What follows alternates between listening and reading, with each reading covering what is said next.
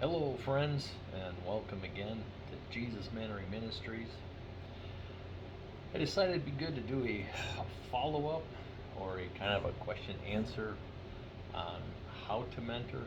I have several people asking very good questions on things like how do I deal with crisis? Um, how do I deal if a young person under 18 has told me something that I really feel I need to tell their parents? Um, Another good question, what happens if I screw up? And I want to answer all three of those, and I can think of a scenario that I dealt with about 5, 6 years ago that I hope will help. I want to start by saying I don't view crisis as a bad thing. In fact, I would tell you that I view crisis as a learning opportunity. We all are going to make mistakes. And whether you make a mistake or the person you're mentoring makes a mistake, I want to encourage you to think, okay, this is a learning opportunity. There's something we can gain from this. And if we gain something from this, then it hasn't been all bad. And so I want to try to find the good. Um, and the reality is, as you mentor, being a human being, you will screw up. I will share with you one of my biggest screw ups. So embarrassing, so frustrating. I was working with a young lady, 16, and very good young lady. Grew up in church, parents active in church, she's active in church, very conservative, kind of family that, she wasn't going to date anyone until she was 18. Always just did good. And I recognized she was struggling with some things or something. And we started meeting and talking and developing that relationship, gaining trust. And so finally, the night comes that we want to look at what's in that closet, what's going on. She's at that point. She wants to talk about it, but she doesn't want to talk about it. And we spend about 2 hours of her trying to pull out that splinter and just hemming and hawing and just caught and just. And of course, in my head, I'm thinking, well, this is a good church kid. She's probably upset that she gossiped about someone on Facebook or didn't do laundry or said something mean to her sister. And so I trying to encourage her that what she was going through wasn't a big deal. I said, "Oh, come on. Let's call her Beth, not a real name." So, "Oh, come on, Beth. It's not like you've killed someone." And when I said that, her eyes got very big, her pupils got very big, and I realized in that moment I had screwed up immensely because I realized what had happened is that she had an abortion. She had killed someone. And of course, she broke down sobbing. And I was like, oh no, I'm an idiot. An idiot. What was I thinking? And so, details came out. She isn't supposed to be dating a guy, but she was dating a guy on the sly. And, one thing led to another. And of course, the first time they had sex, she got pregnant, freaked out, had an abortion. And now she's killing herself with it. And so I let her share, knowing her parents were very staunch conservative. I knew this was going to be a hard thing for them to take. And so the first day, I just listened, we walked through it. And my goal when someone is going through something deep and hard like that is I want to gather support around them. And so I knew suggesting that she tell her parents right away was not going to work. And I am of the philosophy that water will wear out a stone. So you need to be patient. There are some things they need to be done, but you have to give it time. I want her to do this out of her own volition because she is moved by the Spirit of God that this is the right thing to do. We ain't there yet.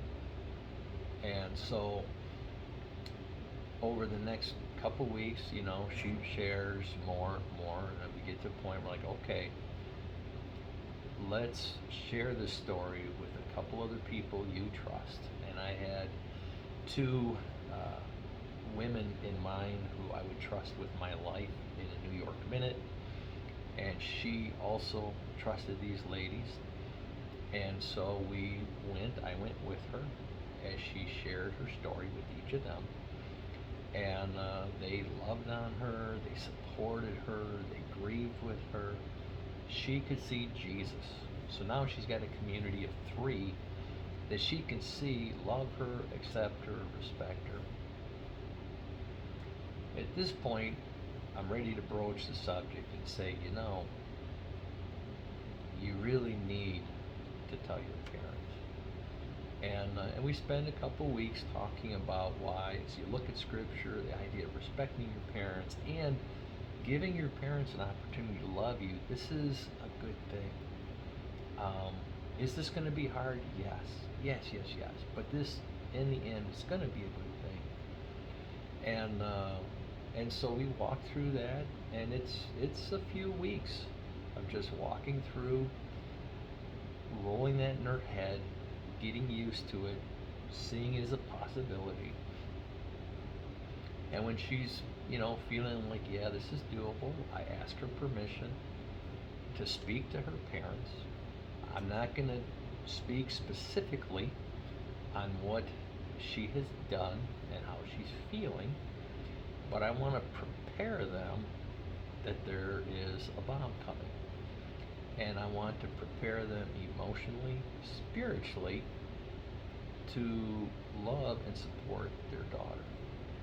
And she agrees. And I want to make this clear. It is imperative, and I don't care how old the person you are counseling or mentoring, they need to be in control. You cannot do anything against their wishes. You just cannot. If you give things time, people will come around. But you have to give them time. So we're already at about 2 months with this young lady. And now she's ready. She's given me permission. I've talked to her parents. And again, not saying specifically, I've had their blessings. I've said this earlier. Another episode, it's important that you have a parent's not just permission, but their blessing. They recognized their daughter was struggling with something. They trusted me. I'm grateful for that. They gave my blessing to meet with her. Then I talked with both the mom and the dad, and I just said, you guys got to be praying. She's going to share with you, and this is going to be heavy, and it's going to be hard. And you need to be right with Jesus as she shares. And had a great conversation. The next week, we got together. I told her I'd be right by your side, which gave her comfort. And we practiced her sharing with her parents till she felt comfortable. And then the night came, and we prayed, and she shared. And of course, her parents were shocked and grieving, but they loved on her. And when I could see everything was just great with them, I eased out the back door so they could be family and the parents could really minister to their daughter. That's the goal. And I want to encourage you that no matter what situation you run into, that this is the necessary. Satan wants us to isolate and feel like we're the only one, and if I tell anyone, I will surely die, and I will die of humiliation and embarrassment and shame. But the body of Christ is community, and we need to be there to support one another, and especially family. That young lady and her family, they're doing fantastic today. Does she still grieve over her decision? Absolutely. But she's healed. God is taking care of her, and the family is cohesive and one, and it's good. So God used my bungle for His good. Um, and you got to know that there's times you're gonna say the wrong thing, or you'll betray confidence. Some girl will tell you that she's interested in Billy, and you know that, or she'll tell you that her best friend Jane is also interested in Billy, and you're best friends with Jane's mom, and in a inopportune moment you share that with Jane's mom, who shares it with Jane, and you betray trust, and this young girl is devastated. The only thing you can do is make amends. And I want to encourage you, the absolute wrong thing to do is say, I am sorry. That's right. Never, hear me on this, never, ever, ever, ever, ever say, I am sorry. That is weak. What you want to do is confess your sin and then ask the person, will you please forgive me? I done wrong. I betrayed your confidence. Will you forgive me? You see, when you sinned, when you gossiped, you took power away from that individual. You took trust away. And now, by asking, will you forgive me? You're giving them power back. That's healthy and it's good. And again, we're all going to make mistakes. It's going to happen. But use it as a teachable moment. Share with the person, hey, I did wrong. When you recognize, you just right away, I did wrong. Will you forgive me? So keep that in mind. It is important. There are times a young person's going to share something with you where you don't know what to say. You don't know how to help. A young man comes to you, again, grown up in a God-fearing family, and he tells you that he has feelings for guys. You're like, I don't know how to get my head around this. Or a young gal comes up to you and says, I'm seriously thinking about suicide. You don't know how to get your head around it. I want to encourage you to remember the words of the great prophet Clint Eastwood, who in one of his movies said, a man has got to know his limitations. And you have to know your limitations. If you're not comfortable talking about someone having same-sex attraction, then you need to recommend or find someone who can. And it's okay to say, this is just kind of above my pay grade. If someone is saying, I'm really thinking about taking my life, it's okay to say, I want to help you, but I don't have the tools. Can we talk to Pastor so-and-so? Can we talk?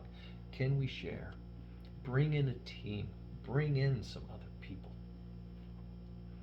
And get the help. You don't have all the answers. And you are not God. You will not have all the answers. And so be humble enough to, when you recognize you're above your pay grade, get help. In the case of that young man with same-sex attraction, by the way, he is happily married with 2 daughters. It's hilarious. But it's okay to build a team as well. Even if let's say someone is dealing with suicide and you're okay, you're comfortable helping. This is a big deal. And it's going to help if you have more than just you helping this person through this time. Get a team together. Ask them, is it okay if we involve so-and-so and so-and-so? build a team of best friends to support this person so they are not alone. That is powerful, and it's imperative, and it's just a smart thing to do. So keep that in mind.